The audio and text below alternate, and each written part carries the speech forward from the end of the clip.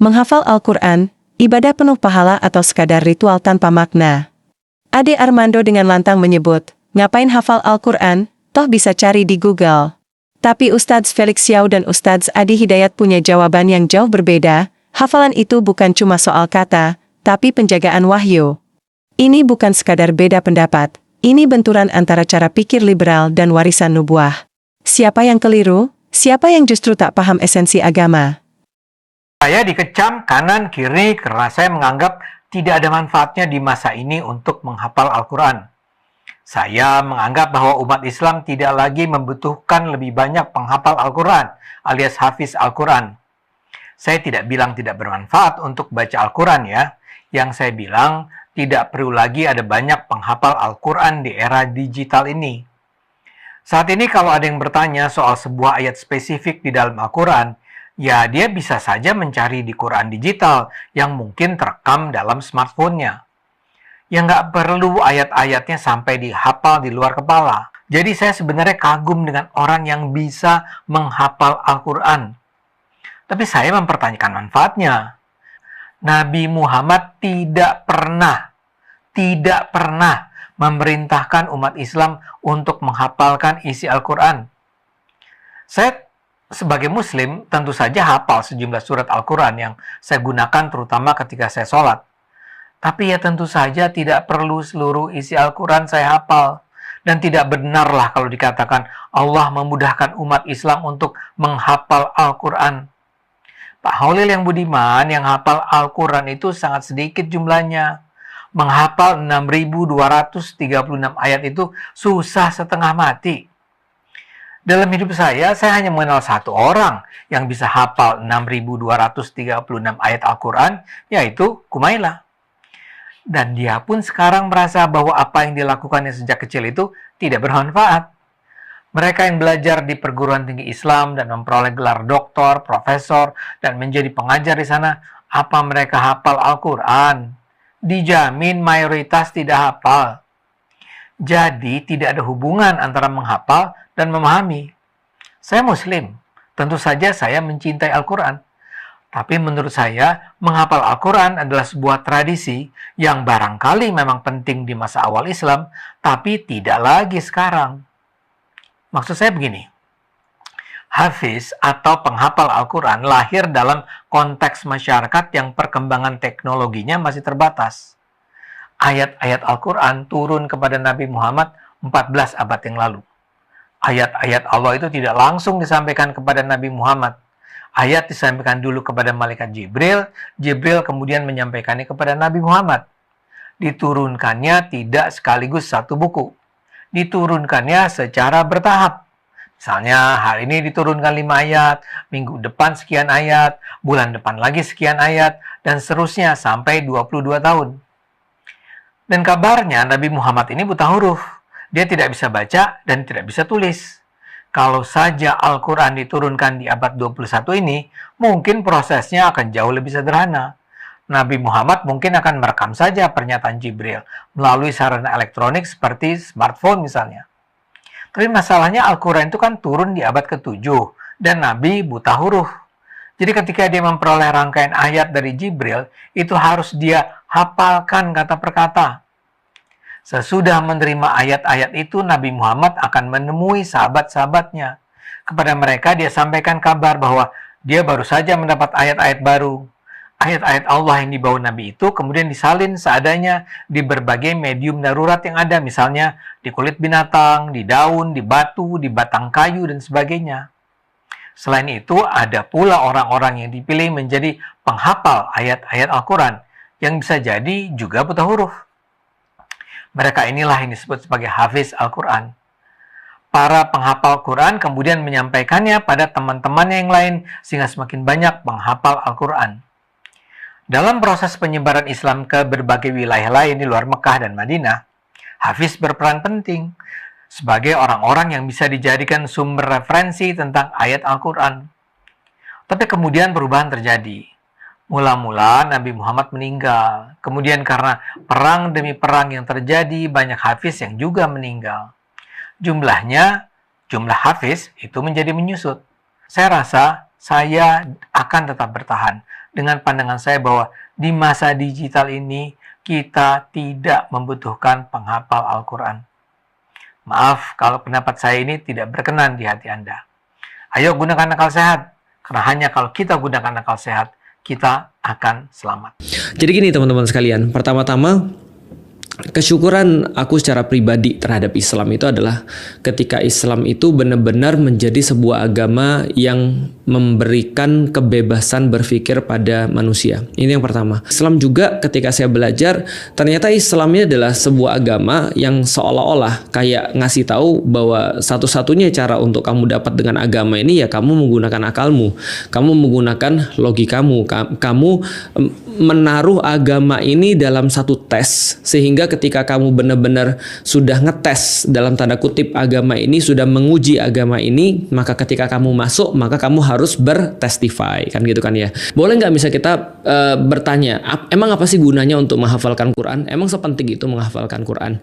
Emang nggak wasting kognitif kita ya, kemampuan kognitif kita untuk mempelajari Al-Quran atau menghafalkan Al-Quran? Sekarang sudah ada handphone kok, kita bisa buka aplikasi mana aja, bahkan kita bisa install 5 aplikasi Al-Quran sekaligus, lalu kemudian semuanya bisa benar-benar dibuka dengan apa yang kita perlu. Ini zaman modern, bukan zaman Nabi gitu kan ya. Zaman Nabi itu semuanya mungkin tidak tercatat di apps dengan baik, mungkin kalau dicatat pun cuma di pelepah kurma ataupun ditulis di kain ataupun apapun. Enggak, ini udah nggak perlu lagi zaman sekarang. Zaman sekarang tuh Al-Quran sudah benar-benar mudah banget diakses, terus ngapain dihafal? Dan orang-orang yang nggak ngafal juga, orang-orang yang ngafal juga nggak seistimewa itu kok. Nah, kalau ada yang ngomong begini, pertama-tama saya sampein ya boleh-boleh aja, nggak ada masalah. Kenapa? Karena sekali lagi Islam itu bukan agama yang reaktif, bukan agama yang kayak kayak semua harus dipermasalahin. Ya boleh-boleh aja dia bertanya seperti itu, atau siapapun bertanya seperti itu. Boleh-boleh aja orang nggak mau ngafalin Quran, boleh-boleh aja orang meyakini bahwa hafalan Quran nggak ada gunanya, boleh aja orang-orang kemudian menyampaikan pertanyaannya itu nggak ada masalah, karena setiap apa yang menjadi wacana itu pasti nanti dikasih tahu kenapa saya berpendapat seperti ini. Nah, karena dengan dasar yang sama, boleh juga kita juga mengatakan sebenarnya perlu banget untuk menghafalkan Al-Quran dan berharga banget, worth it banget untuk bisa menghafalkan Al-Quran, dan itu yang coba untuk disampaikan oleh para ulama-ulama di zaman dulu, termasuk orang-orang di zaman sekarang. Jadi teman-teman sekalian, kalau kita bicara tentang hafalan itu benar adalah level paling rendah di dalam belajar. Artinya logikanya adalah kalau level yang paling rendah aja kita sulit, maka level yang lebih tinggi itu kayaknya mustahil. Jadi kalau ngafal aja kita itu agak males gitu kan ya, kayak saya gitu ya. Itu agaknya kalau memahami setengah-setengah tuh. Nah, itu kayak saya juga tentunya. Nah, artinya kita harus tahu bahwasanya menghafal itu atau mengingat itu adalah level pertama di dalam belajar. Menurut teorinya Bloom tadi ya, bahwasanya mengingat, membangkitkan kembali atau menarik kembali ingatan dari dalam benak kita, ini termasuk proses pembelajaran yang paling penting atau yang paling dasar. Jadi gini ceritanya teman-teman sekalian, kita juga nggak bisa bilang yang nggak penting ngafal tuh, yang penting tuh kita bisa memahami. Jadi gini brother dan sister sekalian, jadi gini bro, saya selalu punya sebuah respect terhadap orang-orang yang menghafal Quran, respect pokoknya. Termasuk kepada siapapun yang menghafal Quran, meskipun apapun yang mereka lakukan. Apakah mereka kemudian gak kerudungan? Apakah kemudian mereka itu tidak Islam bahkan? Atau bahkan mereka itu masih banyak maksiat? Atau bahkan mereka itu ngafal tanpa tahu apa yang dihafalin? Saya tetap respect. Apa yang saya respect? Yang saya respect adalah maunya dia atau kemauan dia yang besar atau usaha dia yang melibatkan terus-menerus mengulang, karena yang namanya menghafal itu punya rumus mengulang-ulang. Itu sudah pasti. Kalau ada orang yang nggak pernah tahu seperti apa ayat Quran, ingatnya mungkin setengah-setengah. Kalau nggak salah ya, lalu terus mau apa yang dipahami? Gitu maksudnya. Artinya yang dipahami itu ya berdasarkan apa yang diingat. Makanya taksonomi Bloom itu ngasih tahu bahwasanya memorization atau mengingat itu adalah tahapan pertama. Tahapan keduanya adalah setelah kita ingat kita bisa ngerti. Nah, Ciri kita ngerti kalau kita bisa membahasakan ulang, explaining. Kita bisa ngasih tahu orang. Masya Allah, banyak sekali. Siapa bilang nggak ada perintah untuk menghafalkan Quran? Bagaimana dengan hadis kemudian ketika Rasul nyampein bahwasanya bacalah Al-Quran dan naiklah. Dan orang-orang akan berada di satu tempat. Ketika dia naik setiap baca Al-Quran, dia akan berada di tempat terakhir ayat yang dia baca. Akhirnya seolah-olah kayak gini. Nanti ketika kita sudah wafat, salah satu bekal yang kita bawa itu adalah Al-Quran. Di titik itu aku merasa iri dengan orang-orang yang ngafalin Quran. Meskipun mungkin mereka nggak paham dengan apa yang mereka baca.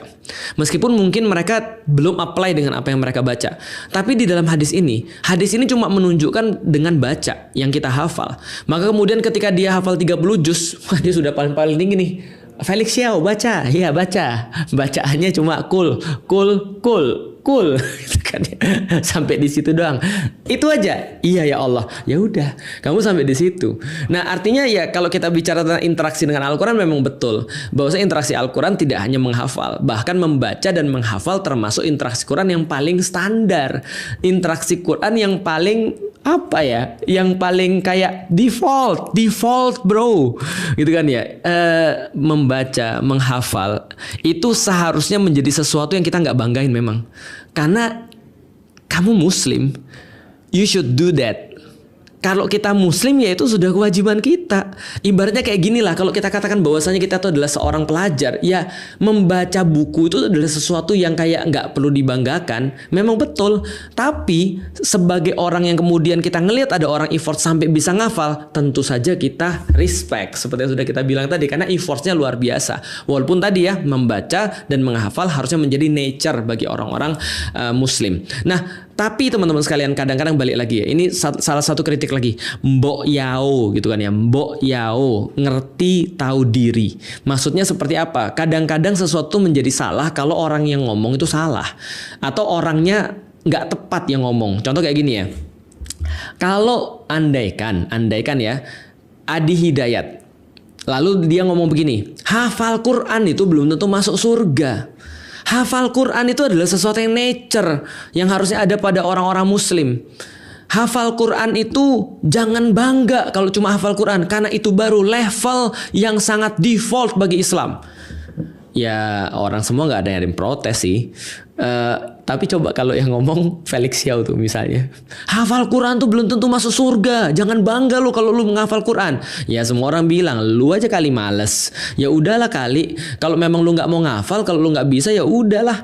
Tapi kan ada orang-orang yang mau meyakini itu menjadi bagian sesuatu yang baik, menjadi sesuatu bagian yang istimewa. Dan ya aku pikir kenapa harus dikritik gitu maksudnya. Kenapa harus seolah-olah kita kayak merendahkan atau mengecilkan perkara-perkara itu sampai kemudian kayak meninggikan diri kita sendiri seolah-olah kita paling paham. Nggak perlu kemudian ngafal Quran kalau kita sudah understand. Nggak perlu kita kemudian ngafal Quran kalau sekarang sudah ada aplikasi. Lah kalau aplikasinya hilang, nggak perlu kita ngafalin Quran karena sekarang zamannya sudah berbeda.